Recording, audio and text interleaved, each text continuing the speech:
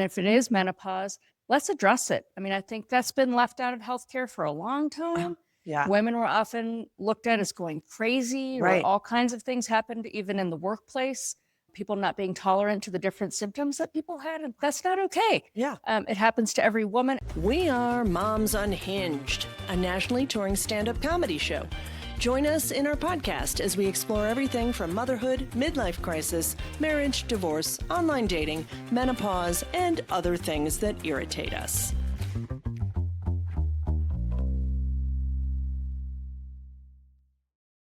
Hello, everyone, and welcome to the Moms Unhinged podcast. And I am your host, Andrea Marie. I'm so excited today to be joined by the amazing Dr. Savita Ginde. Welcome. Thank you. Thanks for having me. And you guys, she is amazing. She is the CEO and Chief Medical Officer of the Boulder Valley Health Center. She has done a TED Talk. She's an author. She's had so many accomplishments. I think it would take the half hour to just list them all. But and more importantly, probably one of her hardest roles, she's the mother of twins. Yes. So welcome again. And thank you so much for taking time out of your busy schedule to be here. Of course, that's great. Thank you. Yeah. We just wanted to talk today.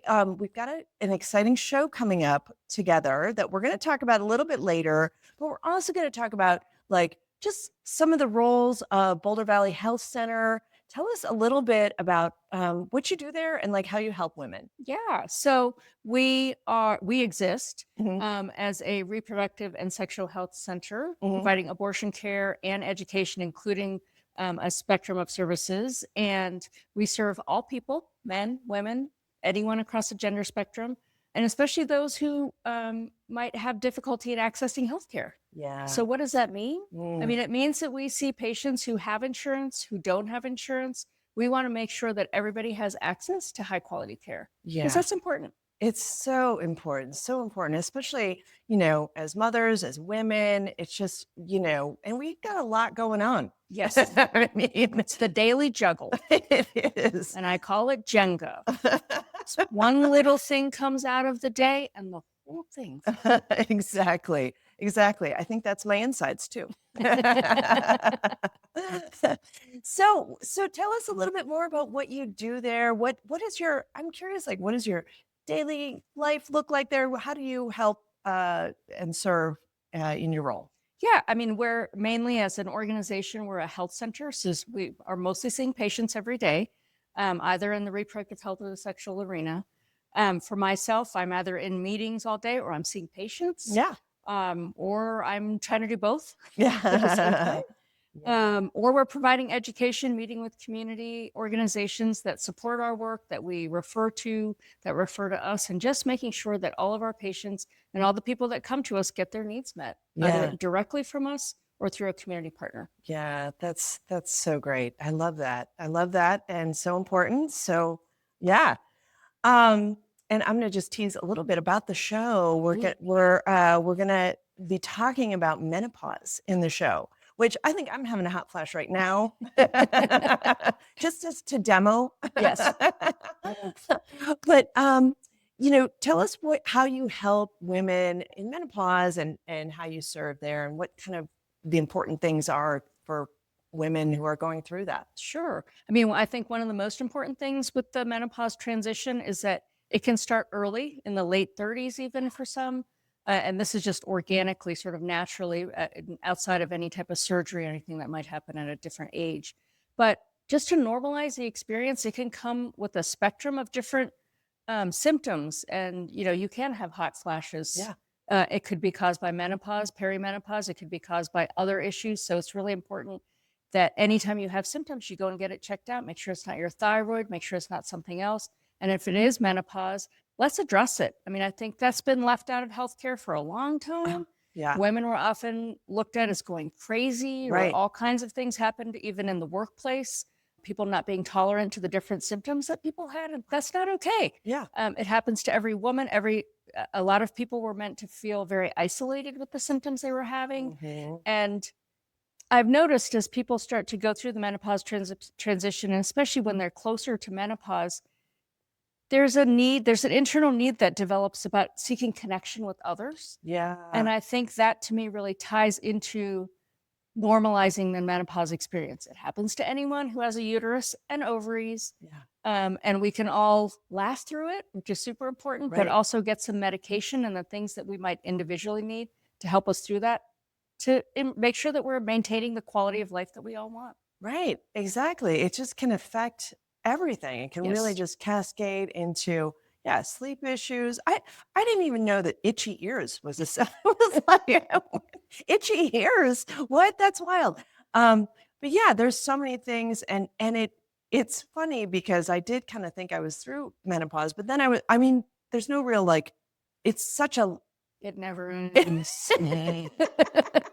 it really feels that way. I'm like, just last week, I was like, oh, are we doing this again? We're doing this again. It's kind of like kids, they never go away. I know. I had no idea. No one warns us. And certainly my mom never mentioned it. She never mentioned I never knew anything about it. I just, and so I think the nice thing about being in today's world is that we are a little bit more open about it. We're hearing more about it. And so that's just always a good. Yeah. And Boulder Valley Health Center is here to help any person who is having symptoms that needs to be evaluated and to get people on the right medications. And that's the other thing. I am a Menopause Society certified provider, which means that we look at the latest research and guidelines and really make sure that people are getting the medications they need without some of this. Sometimes there's overkill on testing, or people get medications that they don't really need. And so we really try to make sure that people are getting their needs met, again, either through us with more of the commonplace medications, but if someone needs services beyond what we do, we refer people out to our community providers. Yeah, that's great. That's great. It just takes a village. It does. Everything takes a village. It really does. It really does. Speaking of taking a village, I want to dive into more your experience raising twins. I'm just so curious. Now, tell us a little bit about your kids and how old are they? They are 11. Uh-huh. They will be 12 in a couple months. Yeah, and 2 boys. Yes. Yeah, so they're crazy. I know. I have boys too. They are. Yes, they're nuts. They're nuts. And I think my husband is one of 4 boys. So when we had boys, he was like, yeah, I'm used to this. I came from a line of girls. Oh. And so I was sort of like, what is this? Right. What am I doing? Right. What is this? I know. I had a sister, and then when I had boys, I was like, I don't know what to do. What am I doing with this? Yeah. Oh man, that's amazing. So they're 11. What are kind of some of the crazy things they're doing right now? Oh, right now? Yeah. Well, they can't keep their hands off of each other for some reason. They're like tackling, wrestling, everything. Yeah. Yeah. It's like a love-hate. Sometimes they're playing, then they get mad, they stomp off, and they remarkably come back together very quickly. Yeah. Yeah. Boomerang love. Yeah. And were they close when they were young too, when they were little? Yeah. Yeah. They've been close all along. Yeah. Yeah. And are they identical or fraternal? They're fraternal. Okay. That's, yeah. So one looks like me, one looks like my husband. Okay. Yeah. The genes have been divided very evenly there. Do they behave that way too?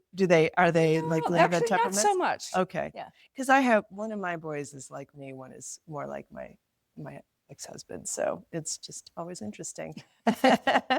What has been the most challenging thing with raising twins?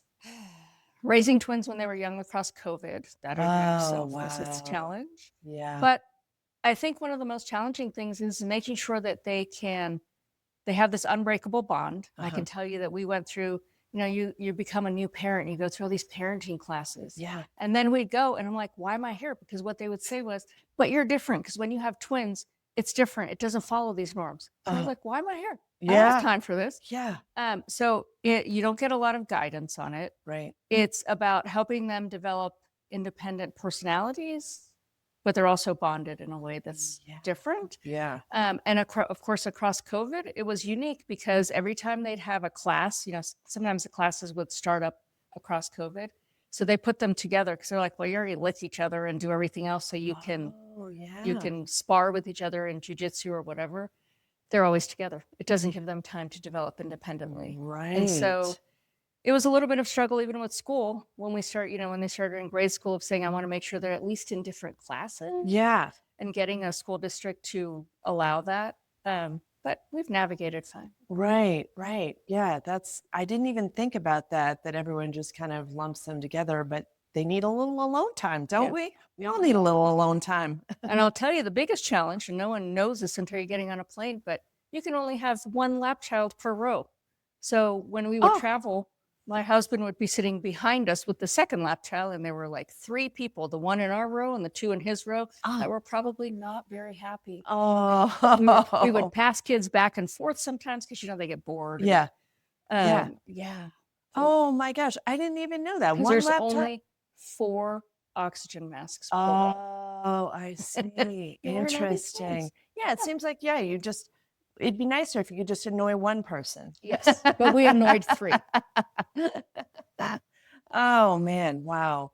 Yeah, and I imagine, I think it's interesting having 2 the same age too. Like usually you've got one, if you've got 2 children, maybe one is a little bit more independent, one is, needing a little more attention, and you've got both doing the same I have thing. a cohort. I always say, I don't know what I would do if I had a kid who was like potty training and the other one's in diapers. But I don't know. I had a cohort that moved through every stage together. Yeah, that's interesting too. Maybe you're batching it, I guess. It was batch flow. I just moved them through it. Oh my gosh. So tell us about, I always like to ask about an unhinged moment you had, and I'm sure there's There's many, I know. So feel free to add more, but I always like to, because the thing is about parenting, we're just all making it up as we go, right? We don't know what we're doing. And so I think by sharing these unhinged moments, we are feeling a little more together. So let me see which ones, where do you want me to start? I can tell you right after they were born early, almost 34 weeks. So we were in the NICU for about a month. Yeah. And after I got, we were discharged and we would go back to the NICU every day, and the front desk lady obviously knew us because we were coming back every day. But she would tell us, go and color these. I don't know. She wanted us to do something about who they were and describe them. And I was like, lady, they're 4 days old. Like, how much? I'm getting to know them. Oh, I don't really know. So the 10th time she asked me, I was literally like, listen. And my husband is like, oh God. I was like, this just isn't going to happen. We're not doing this. And she was like mortified looking at me. And I was like, yeah, it's not happening. I'm not coloring this. We're not putting it on the walls. They can't even read. Yeah. There's no point to it. So that was a modified Moms Unhinged. And then there was a second time, again, for some reason, this always involves my husband, but we were at the airport, double tandem stroller, so long stroller. We're in security, and the guy calls him across, and he goes. So now I'm stuck there on the other side with 2 kids, not even toddlers, so they couldn't stand up, and a stroller. And the security guy on top of that looks at me and says, can you fold that and walk it through this door and take it to this other place? And I just looked at him. I did it. And then I walked through, and I can't remember, you have to pass the kids through. And then I gave him a piece of my mind. And my husband turns to me and he's like, well, we're going to miss our flight now. Because the TSA agent said, well, I'm going to go get a supervisor. And I was like, oh, you're going to supervise me now? So I let him have it. And then my husband was like, oh, God. Yeah. And then I just looked at him and I said, look, you disrespected me, so I disrespected you back. Yeah.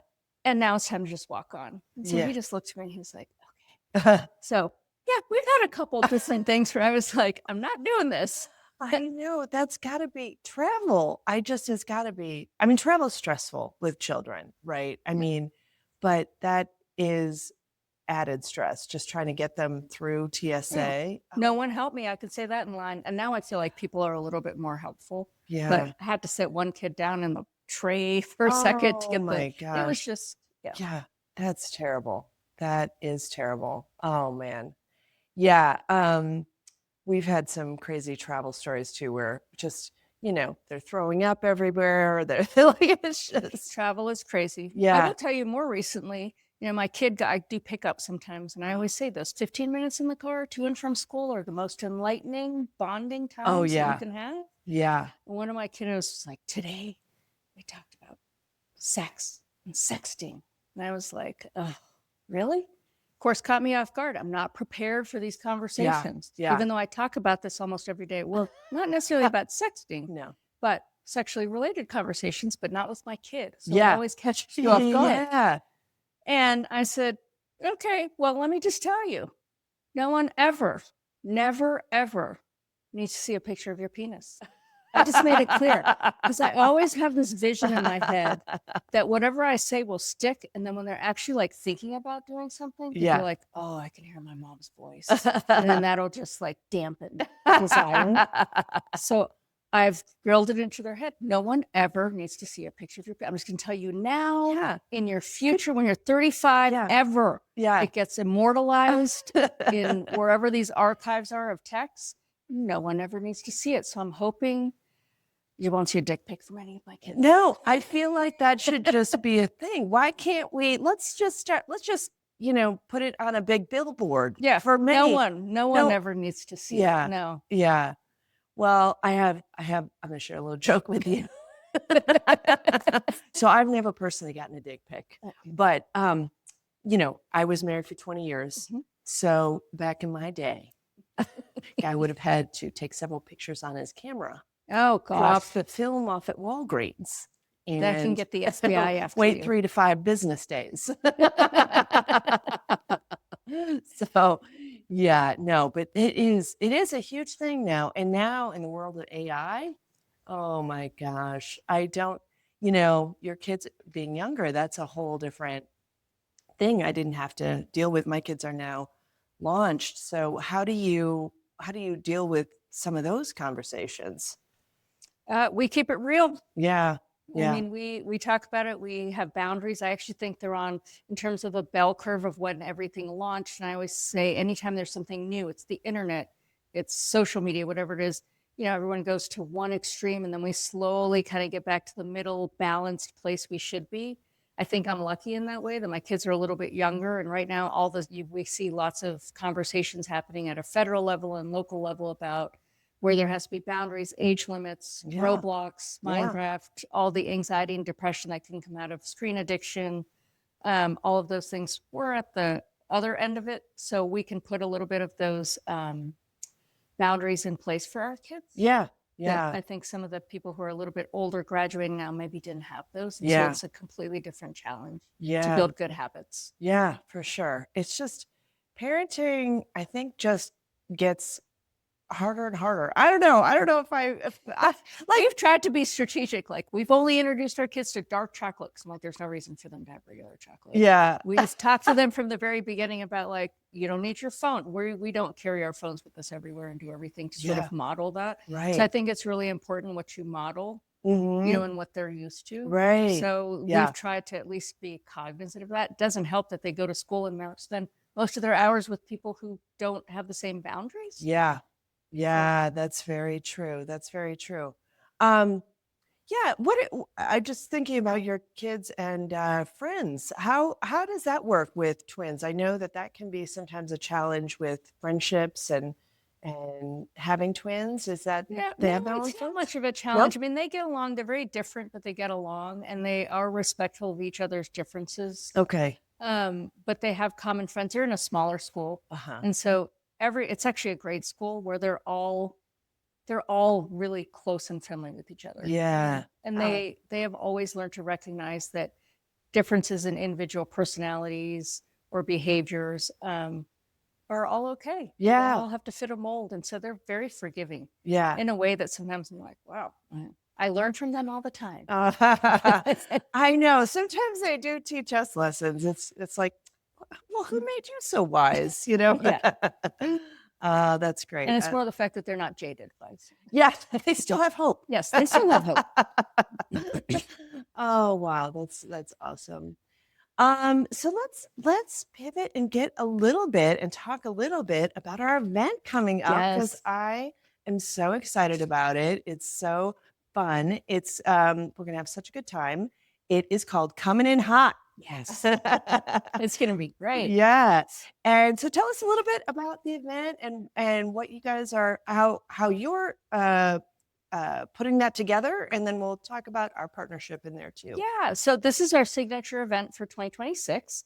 It's a comedy event because we all think that if there's any better time than now, we all need to laugh a little bit. Yes. And it brings together, again, a good intersection of everything that we stand for in terms of making sure people have access to care and bringing in this, again, this very important notion that menopause and its symptoms need to be normalized, bringing people together to connect in community around this, and also showcasing all the great work that we do at Boulder Valley Health Center and raising some money to support us. We are a nonprofit, but we've been around for 53 years, so we're also in menopause as an organization.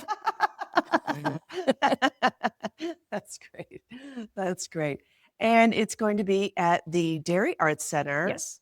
July 9th. 9th. Thank Yes. you. Wednesday, July 9th. July 9th. Thursday.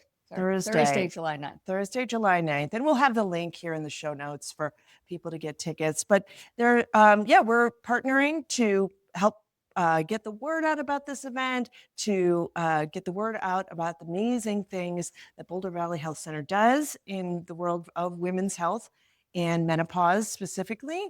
And we have a great lineup. We have Nancy Norton as our special headliner. She is amazing. She is the first woman to win the Boston Comedy Festival. She won the Seattle Comedy Festival.